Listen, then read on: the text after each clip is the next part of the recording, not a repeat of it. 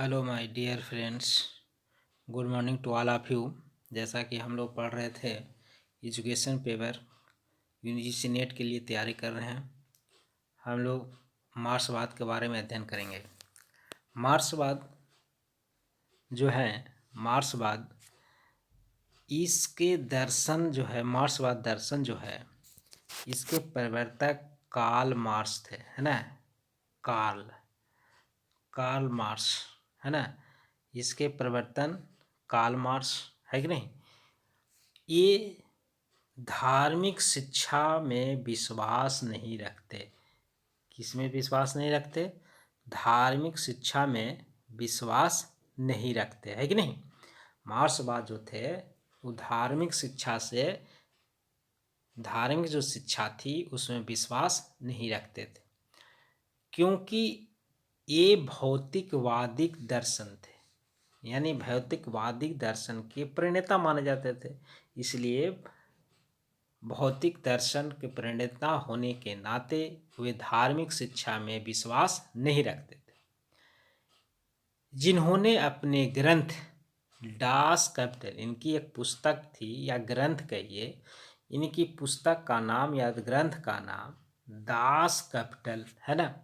उनमें कहा कि साम्यवादी विचारधारा के सिद्धांत पर अपने विचार प्रस्तुत किया। दास कैपिटल पुस्तक को, इन्होंने दास कैपिटल जो पुस्तक थी उस पुस्तक को साम्यवादियों की बाइबल कहा गया है ना। पुस्तक में साम्यवादियों की बाइबल कहा गया है कि नहीं। देख लेते हैं, चलिए ठीक है। इस ग्रंथ की विचारधारा है कि नहीं, इस ग्रंथ की विचारधारा थी, क्या थी कि हर कार्य वस्तु व्यक्ति पर संदेह करो, यानी हर कार्य जो वस्तु है वो व्यक्ति पर संदेह करो। उनकी विचारधारा इस सिद्धांत पर विकसित हुई है कि नहीं। उन्होंने अपने साथी, उनके एक साथी थे एंजल, उनका साथी का नाम था एंजल्स, वो दोनों मिलकर साम्यवाद का परिवर्तन किया, है ना। साम्यवाद का परिवर्तन कौन किया? साम्यवाद का परिवर्तन किया कौन कौन किया साम्यवाद के परिवर्तन? कार्ल मार्क्स और एंजल्स दोनों मिलकर साम्यवाद का, है ना, साम्यवाद का परिवर्तन किया। जो दोनों मिलकर जब परिवर्तन कर दिए तो उसी को नाम मार्क्सवाद के नाम से जाना गया। मार्क्सवाद दर्शन की वह विचारधारा क्या थी कि ब्रह्मांड को, है ना, ब्रह्मांड को पदार्थ जन्य मानती है ना। ब्रह्मांड को क्या मानती है? पदार्थ जन्य। मार्क्सवाद के अनुसार, है ना, संसार की आदि सत्ता आध्यात्मिक न होकर भौतिक है। कहा कि मार्क्सवाद कहा कि संसार की आदि सत्ता आध्यात्मिक न होकर भौतिक ही है, क्योंकि इसमें ईश्वर के अस्तित्व को नहीं माना। मार्क्सवाद जो है, ईश्वर को अस्तित्व को नहीं माना गया। मार्क्सवाद ने, यहाँ पे देखिए, मार्क्सवाद में शिक्षा व्यवस्था को पूर्णतः प्रभावित किया। इस प्रभाव में डॉक्टर बी.एस. शर्मा और डॉक्टर जे.सी. व्यास ने अपनी पुस्तक तुलनात्मक शिक्षा में इस प्रकार व्यक्त किया। कहा, क्या किया, देख लीजिए कि सोवियत रूस की राजनीतिक विचारधारा ने वहाँ जन जीवन की और कार्यशैली को बहुत प्रभावित किया है। वहाँ साम्यवादी पार्टी की सरकार है और साम्यवाद का एक छत्र प्रभाव है। इस स्थिति का वहाँ की शिक्षा प्रणाली पर भी अधिकतम प्रभाव पड़ा। रूस की शिक्षा प्रणाली को मार्क्सवादी और लेनिनवाद के आधार पर विकसित किया गया है। वहाँ पर शिक्षा को सर्वोपरि निवेश माना गया, जो देश में आर्थिक और सामाजिक बदलाव का एकमात्र सशक्त माध्यम बन सकती है। इस परिणाम स्वरूप रूस में, है ना, 1917 में वहाँ की निरक्षरता कितना थी? 3/4 थी, जो आज अब नहीं है कि नहीं। रूस ने अत्यंत अल्प अवधि में ही माध्यमिक शिक्षा का लक्ष्य प्राप्त कर लिया था। अब इसके अनुसार आधारित शिक्षा क्या है, इसको भी समझ लेते हैं। कार्ल मार्क्स ने शिक्षा संबंधी इन्होंने कोई ग्रंथ नहीं लिखा, परंतु शिक्षा से संबंधित उनके विचार जो थी, उनके ग्रंथ थे, पत्रों में यंत्र तंत्र मिलते हैं। मार्क्स ने कहा कि दर्शन शास्त्रियों ने विश्व के विभिन्न दृष्टिकोण से परखा है, लेकिन वास्तविक तो यह है कि उसे बदलना होगा, है कि नहीं। ये सिद्धांतिक न होकर क्रियाशील थे, है ना, और परिवर्तन में विश्वास रखते। मार्क्सवाद क्या चीज में विश्वास रखते थे? परिवर्तन में विश्वास करते थे। सैद्धांतिक न होकर क्रियाशील मानते थे, है कि नहीं। उनका दृष्टिकोण था सामाजिक। कैसा था? सामाजिक था, और वैचारिक क्रांति को जन्म दिया। किस क्रांति का जन्म दिया? वैचारिक क्रांति को जन्म दिया। मार्क्स ने मानव को अपनी वास्तविकता समझने और अपनी सही तस्वीर बनाने की क्षमता प्रदान की, है कि नहीं। मानव अपनी वास्तविकता को समझने और सही तस्वीर बनाने की क्षमता प्रदान की। एंजल्स ने मार्क्स के संदर्भ में कहा कि मार्क्स की यह धारणा मानव को क्या चाहिए कि पहले भोजन चाहिए, फिर उसके बाद कपड़ा चाहिए, कपड़ा जब हो जाएगा तो फिर मकान चाहिए। यानी 3 आवश्यकताएं जो मनुष्य के है, उसको आवश्यक पहले चाहिए, तभी शिक्षा ग्रहण होगा। अगर शिक्षा नहीं है तो कोई बात नहीं है, लेकिन भोजन कपड़ा मकान नहीं है तो वो शिक्षा ग्रहण नहीं कर पाएगा। तो सबसे पहले मनुष्य को चाहिए भोजन। इसके उपरांत राजनीतिक विज्ञान, कला और धर्म आदि के संबंध में चिंतन कर सकता है। यानी ये तीनों रहेगा व्यक्ति के पास, तभी तो वह राजनीति भी कर सकता है, तभी तो वह शिक्षा ग्रहण कर सकता है, तभी तो वह धर्म या कला में उसका मन लग सकता है कि नहीं। मार्क्स ने, है ना, ज्ञान एवं क्रिया में, है, याद रखिएगा, ज्ञान एवं क्रिया में समन्वय स्थापित करने का, मन और शरीर, है ना, तथा विचार और क्रिया के द्वैत उन्हें समाप्त करने का प्रयास भी किया, है कि नहीं। अब आगे चलते हैं। चलिए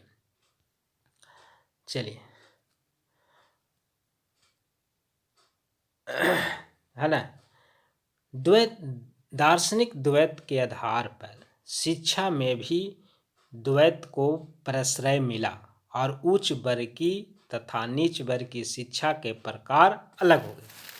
जैसे एक वर्ग जो है बौद्धिक, साहित्यिक एवं शिक्षा प्राप्त करने लगा, दूसरा वर्ग श्रम की शिक्षा प्राप्त करने लगा, है ना। इस तरह से अलग अलग हो गया। लेकिन मार्क्स ने कहा कि इसको मिटाना चाहिए, है ना। मार्क्स की शिक्षा का दृष्टिकोण जो था बहु औद्योगिक शिक्षा था, है ना। उन्होंने कहा कि उन्होंने कहीं भी इस शब्द का प्रयोग नहीं किया, है ना, कि सोवियत शिक्षाविद इसके लिए आधार प्रकट किया है। मार्क्स का विचार था कि बहु औद्योगिक शिक्षा साम्यवादी समाज का प्रमुख अंग होती है ना। बहु औद्योगिक शिक्षा जो है साम्यवादी समाज का प्रमुख अंग होती है। ऐसे समाज में ही उसका समुचित विकास हो सकेगा। मार्क्स के अनुसार शिक्षा कैसी थी? अब यहाँ देखिए, शैक्षिक संरचना संपूर्ण देश में एक समान होनी चाहिए। ये तो आप सभी को शैक्षिक अगर देना है तो संपूर्ण देश में एक समान शिक्षा होनी चाहिए। उन्होंने सार्वभौमिक शिक्षा को सार्वभौमिक शिक्षा जो थी बड़ी एकदम गंभीरता से लिया। कार्ल मार्क्स के समय में लोग सार्वभौमिक शिक्षा की बात सोच भी नहीं सकते थे। उस काल में कल कारखानों में छोटे बच्चों को नौकरी पर लगा रखा था, है ना। कार्ल मार्क्स जब थे तो उस समय जो काल चल रहा था उसमें कंपनी इंडस्ट्रियल में छोटे छोटे बच्चों को नौकरी पर रखा जाता, क्योंकि छोटे छोटे बच्चों को उसको पेमेंट कम देना पड़ता था या फिर उसको काम ज़्यादा लिया जाता था। सार्वभौमिक शिक्षा इस व्यवहार का विरोधी प्रयत्न है। साम्यवाद में सार्वभौमिक शिक्षा पर विशेष बल दिया। यह शिक्षा तब तक सफल नहीं होती जब तक कि कानून द्वारा बाल श्रम को पूर्णतः प्रतिबंधित न कर दिया जाए, और कहा कि प्राथमिक शिक्षा जो है अनिवार्य होना चाहिए, है कि नहीं। इसके लिए ऐसे कानून हो, है कि नहीं। यानी बालकों के लिए निःशुल्क शिक्षा की व्यवस्था होनी चाहिए। साम्यवाद में सार्वभौमिक शिक्षा के इन सभी आयाम को स्वीकार किया। मार्क्सवादी दल के सार्वभौमिक जो थे समान प्राथमिक शिक्षा को अपने कार्यक्रम का अंग बनाया और निःशुल्क तथा अनिवार्य बताया, है कि नहीं। कार्ल मार्क्स का विश्वास था कि अध्यापकों को न्यूनतम योग्यता राज्य के द्वारा निर्धारित होनी चाहिए, जिसे विषय को पढ़ाने के लिए उसके पास योग्यता होना आवश्यक है कि नहीं। इस तरह से होना चाहिए। अब हम बात करते हैं मार्क्स के अनुसार शिक्षा के प्रकार, है कि नहीं। मार्क्स के शिक्षा के अनुसार क्या है, देख लीजिए यहाँ पे। मार्क्स के अनुसार शिक्षा के प्रकार, पहला है बौद्धिक शिक्षा, दूसरा शारीरिक प्रशिक्षण एवं व्यायाम, तीसरा है पॉलिटेक्निक प्रशिक्षण, और तीन गो है शायद, तीन गो है फिलहाल, अभी तीन गो, हम आगे नेक्स्ट पेज पर और भी हो। शिक्षा बौद्धिक शिक्षा में कहा कि इसमें पढ़ना होना चाहिए, लिखना आना चाहिए, गणित हो, इतिहास हो, इस तरह के शिक्षा दिया जाए। अगला है शारीरिक शिक्षा। इसमें शारीरिक शिक्षा के अंतर्गत पीटी करवाना होना चाहिए, विविध प्रकार के शारीरिक श्रम होना चाहिए, ऐसे व्यायाम होना चाहिए जिससे शारीरिक प्रशिक्षण या व्यायाम का लाभ हो सके। अगला है पॉलिटेक्निक प्रशिक्षण। पॉलिटेक्निक का मतलब कि ये हो गया कि वैसे प्रशिक्षण दीजिए जो कंपनियों में आदमी प्रयोग के आधार पर, उपयोग के अनुभव के आधार पर नौकरियां उसको मिल सके, ताकि वह सुयोग्य नागरिक बनकर उत्पादन में वृद्धि करे, है कि नहीं। इस तरह की शिक्षा होनी चाहिए। अब हम बात करते हैं आगे नेक्स्ट पेज पर, चलिए देखिए मार्क्सवादी की शिक्षा योजना क्या है, देख लीजिए। प्रथम स्तर पर 9 से 12 वर्ष के बालकों की शिक्षा कम से कम 2 घंटा होना चाहिए। कहा कि प्रथम स्तर पर 9 से जो 12 वर्ष के बालक हैं उनको कम से कम 2 घंटा शिक्षा कहाँ देना है, दुकान पर देना है या घर पर देना है। ये कब देना है, जब उत्पादक कार्य में हाथ बटाने होना चाहिए। यानी घर में कि कोई, जिससे मान लें कि घर में दुकान उसके गार्जियन दिए हुए, तो 9 से 12 वर्ष के बच्चों को आप 2-1 घंटा काम पे लगा सकते हैं, बाकी छोड़ दीजिए, फिर उसको पढ़ने के लिए छोड़ दीजिए। फिर द्वितीय स्तर पर शिक्षा कहा कि इसको 13 से 14 वर्ष बालक को 4 घंटा दीजिए काम, है ना, हाथ बटाएंगे। तृतीय स्तर पर कहा कि 17 वर्ष तक बालक को प्रतिदिन कम से कम, है ना, 6 घंटा काम दीजिए, तब वह कर सकेगा 17 वर्ष से ऊपर। अब आगे बात करते हैं मार्क्सवादी के अनुसार शिक्षा का उद्देश्य क्या है। शिक्षा का उद्देश्य जो है क्या है, कहा कि द्वंद्वात्मक भौतिकवाद में मार्क्सवादी दर्शन के अनुसार विद्यालय जो है प्रचलित व्यवस्था को बनाए रखने के लिए स्थापित किया जाता है। इनके आधार पर भौतिक मूल्य होते हैं। भौतिक क्या है? मूल्य हो गया, जो तत्कालिक समाज में व्याप्त होते हैं। मार्क्स के अनुसार प्रत्येक युग की शिक्षा प्रणाली पूंजीवाद साम्राज्यवाद के युग में दोहरी शिक्षा प्रणाली चलती रही, जिसमें बौद्धिक शिक्षा की व्यवस्था किया गया है कि नहीं। औद्योगिक क्रांति के फलस्वरूप है ना, फलस्वरूप साम्यवाद की स्थापना के लिए शिक्षा के निम्नांकित उद्देश्य होने चाहिए, है कि नहीं। अब बात करते हैं आगे, उनके उद्देश्य क्या है देख लेते हैं।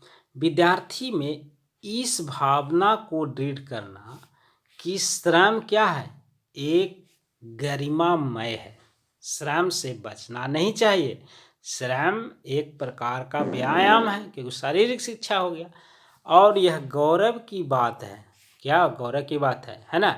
यानी तेजस्विता यानी वीरता का लक्षण का प्रतीक है। कहा कि श्रम कोई खराब चीज नहीं है, वह गौरव की बात है, वीरता का लक्षण की बात है। व्यक्ति अगर स्वयं नहीं करेगा, अगर दूसरों पर श्रम पर निर्भर रहता है, तो उसका जीवन बेकार हो जाता है कि नहीं। इसलिए संसार तथा मनुष्य समाज की उन्नति करने के लिए श्रम होना आवश्यक है, यानी श्रम करना अति आवश्यक है। आगे बात करते हैं, छात्र में साम्यवाद के प्रतिष्ठा है ना, प्रतिष्ठा का उत्पन्न करना।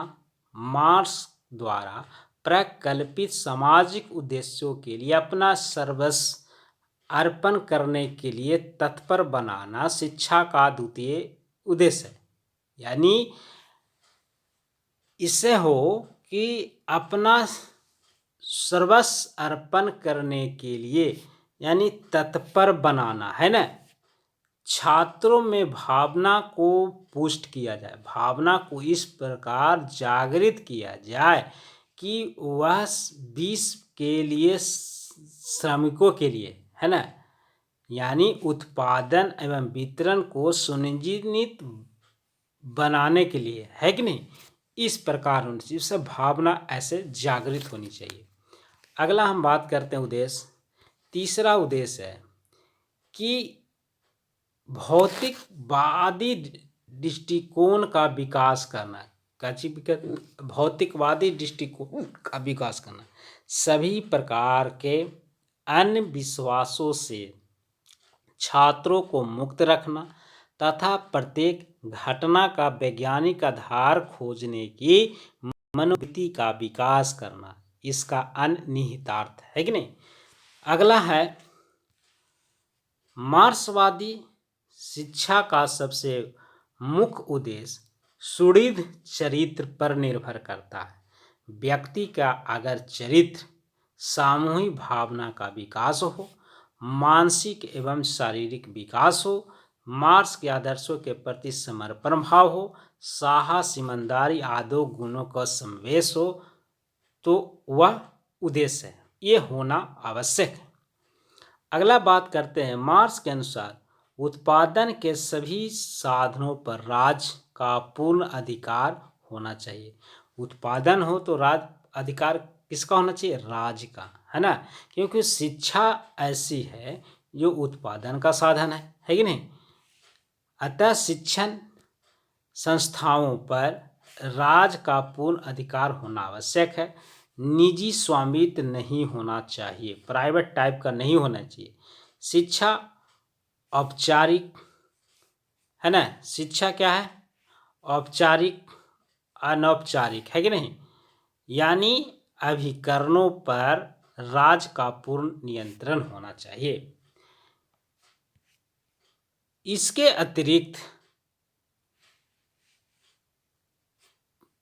अतिरिक्त शिक्षा के पाठ्यक्रम, शिक्षण विधियां, अध्यापक और छात्र विद्यालय अनुशासन, तकनीकी शिक्षा आदि के विषय में भी अपना विचार दिया है कि नहीं।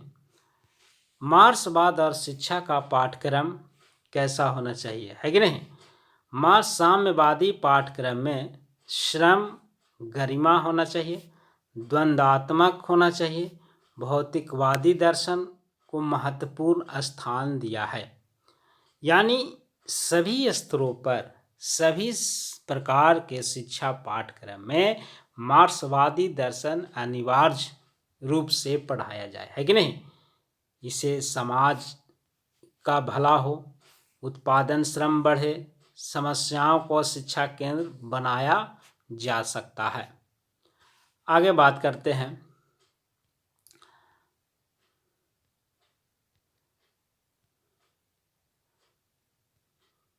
कौरव के अनुसार कहते हैं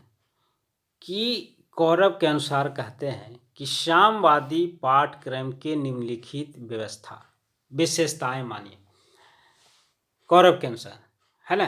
कौरव कहते हैं कि धर्म पूंजीवादी वर्ग द्वारा जन समुदाय को दी जाने वाले अफीम है, जिसे समान जनता सोई पड़े रहे, उनके विरुद्ध विद्रोह न करे। अतः शिक्षा प्रणाली से धर्म का पूर्ण रूप से बहिष्कार होना चाहिए। इस प्रकार के पाठ अध्यापक को अधिकार अक्षुण्ण है। वे साम्यवाद के प्रचार के सशक्त साधन है।